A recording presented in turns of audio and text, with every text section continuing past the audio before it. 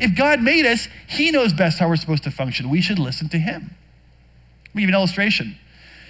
Many of you probably know that GoPro recently announced their newest action cam, the GoPro Hero 7 Black, right?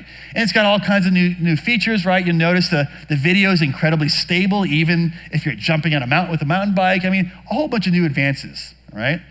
Now let me ask you a question.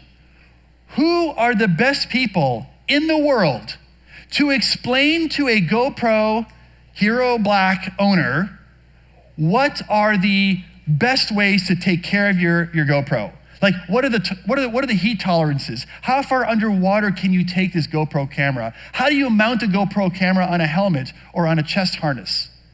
Who are the best people in the world to explain that? Tell me.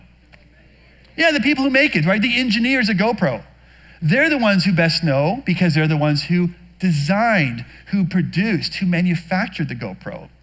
And indeed, if you go to GoPro's website or you buy a GoPro, you'll notice they have a whole set of instructions about how to mount your GoPro. You know, the best way to do it, right? What are some of the how far underwater you can take your Hero 7 Black, right? It's waterproof up to 33 feet, you know? All the details about how much heat you can put it under, how cold you can put it under, right? The engineers who manufactured, who designed the GoPro camera are the ones who best understand how it's supposed to function. And in the same way, since God is our engineer, we should pay attention to him as to how we are best supposed to function as well. And of course, we get that information through Scripture. So remember, we said, look, God created human beings, male and female, right? He separates the male and female.